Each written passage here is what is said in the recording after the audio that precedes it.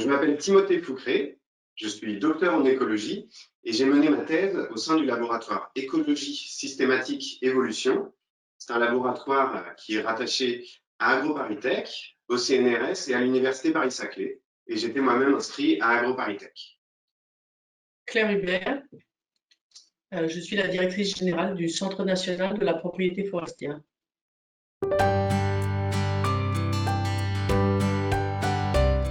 La première, c'était que j'avais vraiment envie de faire vivre mon projet de recherche en dehors de ma communauté scientifique, au niveau de tout ce qui est gestion de l'environnement et en particulier gestion forestière, et puis de faire vivre ça au-delà de la seule communauté universitaire.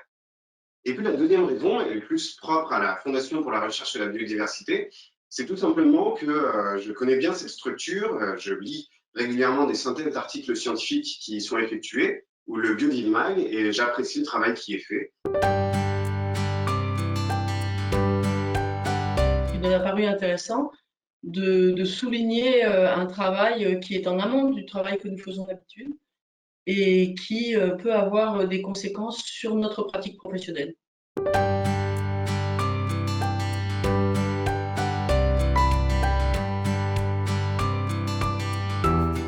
La première chose qui m'a intéressé dans ce sujet, c'est de ne pas seulement considérer le changement climatique sous l'angle des forêts, mais bien aussi des personnes qui s'en occupent. Et donc ça, c'est une approche socio-écologique. Et puis, c'est aussi tout simplement pour faire du lien entre des questions qui apparaissent très théoriques à la majeure partie des gens, l'impact du changement climatique sur les forêts, bon, on ne sait pas trop ce que ça fait, et en fait, des conséquences très concrètes sur leur quotidien, puisque la majeure partie des choses qu'on utilise au quotidien, le papier, de l'énergie aussi, du bois par exemple, proviennent des forêts.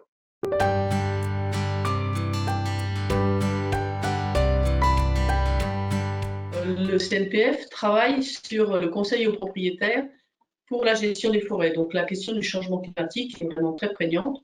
Donc cette thèse qui est juste à cette interface, elle nous intéresse au premier chef. Elle propose des éléments de travail, elle propose des méthodes qui nous intéressent. Je pense que c'est là vraiment le cœur de mes travaux, c'est la création de Foster Forest. C'est un jeu sérieux qui stimule la gestion forestière dans un contexte de changement climatique. Et ce jeu sérieux, c'est un atelier qui se déroule sur une demi-journée avec des personnes de l'Office national des forêts, des élus de communes forestières, des gestionnaires d'espaces naturels protégés, puis des propriétaires privés. Et ils vont pouvoir, dans le jeu, venir tester des idées un peu différentes des adaptations techniques, donc des idées comme par exemple des innovations qu'on retrouve aujourd'hui en foresterie, le développement d'appellations d'origine protégée sur le bois, ou le paiement pour services écosystémiques comme le stockage de carbone. Donc il y a plein de choses qui se développent de plus en plus. Et les participants vont pouvoir venir tester ces idées dans un contexte de changement climatique et voir si ça peut les aider à compléter les adaptations techniques.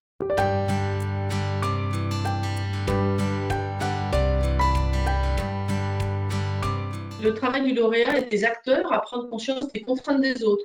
Et en ce sens-là, ça peut être intéressant si nous pouvons réfléchir à la façon dont nous pouvons aider les propriétaires à prendre conscience des enjeux que, par exemple, le grand public voit sur les espaces qu'ils gèrent.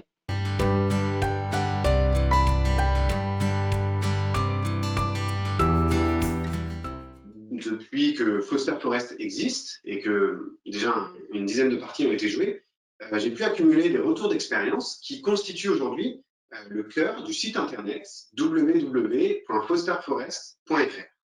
Et sur ce site, en fait, il y a différentes pages, et en particulier une page pour télécharger à la fois le jeu, le logiciel et les différents livrets de jeu, une page qui constitue un mode d'emploi et une page qui est une foire aux questions fréquemment posées que j'ai alimentée à partir des parties qui ont été jouées à la fois par des partenaires des parcs naturels régionaux ou des enseignants-chercheurs qui ont mis en place des ateliers dans un contexte pédagogique.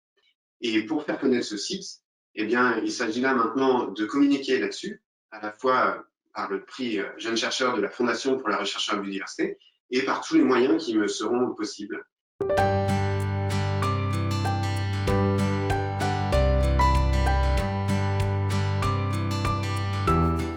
Mais nous avons des enjeux plus larges que la seule biodiversité. Ceci dit, on pourrait se tourner vers la FRB, on pourrait, comme nous faisons plus classiquement, se tourner vers nos partenaires, l'interprofession forêt-bois qui essaye de travailler sur ce domaine-là. On pourrait aussi travailler avec PEFC qui se veut une structure aussi de dialogue, mais la FRB est un des acteurs principaux dans ce sujet-là, sur l'interface recherche, biodiversité, gestion.